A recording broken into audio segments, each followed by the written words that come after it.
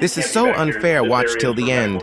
You can't be back here. This area is for medical staff only. I am medical staff. You need to see some identification. You need to see my ID to believe I work here? Yes, like everyone does. Interesting. I've watched you let 4 people pass through this hallway in the last 2 minutes. None of them were wearing visible ID badges. You didn't stop any of them. At exactly 6:15 a.m. on a Wednesday morning at St. Catherine's Medical Center in Baltimore, a security guard named Blake Mercer made the worst decision of his professional life. He stopped a black woman in scrubs and demanded to see her identification. What he didn't know was that the woman in front of him wasn't just a doctor. She was Dr. Alicia Hammond, Chief Medical Officer, board member, and the person who literally signed his paychecks. The security camera footage would be reviewed by the hospital board, employment attorneys, and eventually become required viewing for every security company operating in medical facilities across 3 states. In 12 minutes, Blake's career would be over. In 6 months, the hospital would pay $850,000 to settle a discrimination lawsuit. And in 1 year, security protocols at 17 hospitals would be completely rewritten because of what was about to happen.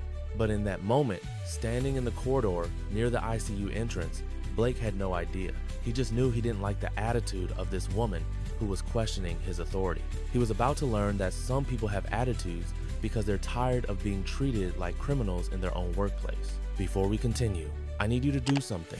Drop a comment and tell me where you're watching from. And please, hit that subscribe button right now. This story gets absolutely wild, and you're gonna wanna see how it ends. Dr. Alicia Hammond was not your average 44-year-old doctor.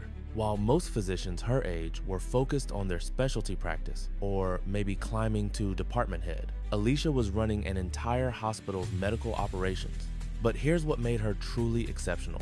She wasn't just a talented administrator who worked her way up. Alicia was a Harvard-trained cardiothoracic surgeon who had performed over 3,000 open-heart surgeries before moving into hospital leadership. She held 2 master's degrees, one in public health and one in business administration. She had been published in the New England Journal of Medicine 17 times. Her research on reducing surgical complications in minority patients had changed protocols at hospitals nationwide.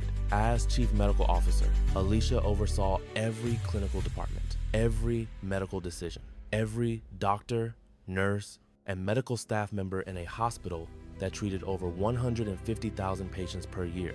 She was responsible for a medical staff of 800 physicians and a clinical budget of $340 million. The hospital board reported to her on medical matters. The CEO consulted her on strategic decisions. She was, by any measure, one of the most powerful people in that building. She was also one of only 12 black female chief medical officers at major hospitals in the entire United States. And she had spent her entire career dealing with people who assumed she was in the wrong place. On this particular Wednesday, Alicia had been at the hospital since 4:30 a.m. There had been a multi-vehicle accident on Interstate 95. 7 trauma patients had come in simultaneously. Alicia had been in the trauma